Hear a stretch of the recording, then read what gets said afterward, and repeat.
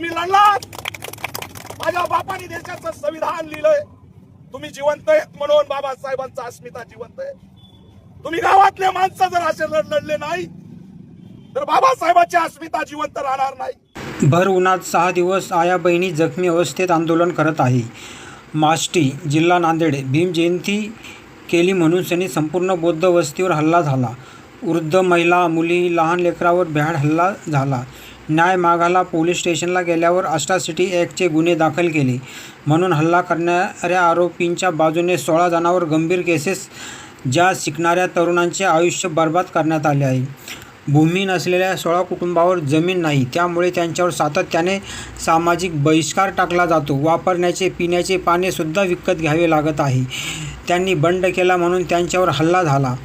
पॅन्थरचे दीपकभाई केदार यांनी भेट घेतली, प्रशासनाची भेट घेतली। संपूर्ण बौद्ध वस्तीचे अतिशय चांगले पुनर्वसन करावे, खोटे गुन्हे मागे घ्यावे, पोलिसावर निलंबनाची कारवाई करावी, आरोपीवर मोक्का लावा, पीडितांना दादासाहेब सबलीकरणाच्या माध्यमातून 4 एकर जमीन देण्यात यावी, अशी जिल्हाधिकारी यांना भेटून दीपकभाई केदार यांनी मागणी केली। ऑल इंडिया पॅन्थर सेना ह्या व्हिडिओबद्दल आपलं मत काय कमेंट बॉक्समध्ये कळवा।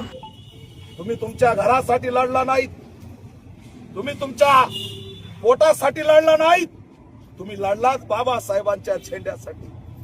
तुम्ही लढलात बाबासाहेबांची जयंती व्हावी म्हणून। तुम्ही लढलात, माझ्या बापाने देशाचं संविधान लिहिलंय, तुम्ही जिवंत आहेत म्हणून बाबासाहेबांचा अस्मिता जिवंत आहे। तुम्ही गावातले माणसं जर असे लढले नाही तर बाबासाहेबांची अस्मिता जिवंत राहणार नाही। उडून घेतलेत, लेकरांचे आयुष्य बर्बाद केलेत, पण मागे हटला नाहीत, घाबरला नाहीत, कारण तुम्ही तुमच्या बापासोबत प्रामाणिक आहेत। अहो तुम्ही आहेत म्हणून बाबासाहेबांची अस्मिता आहे।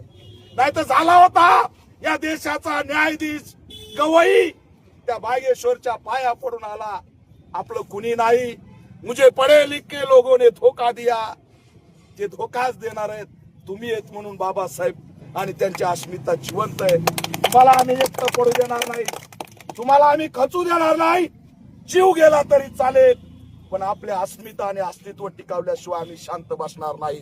या कलेक्टर ऑफिस पुढे जिल्हाधिकारी, एसपी, मुख्यमंत्री, एखादी आई बहीण जर उद्या इथं तडफडून मेली ना तर तुम्हाला सुट्टी नाही।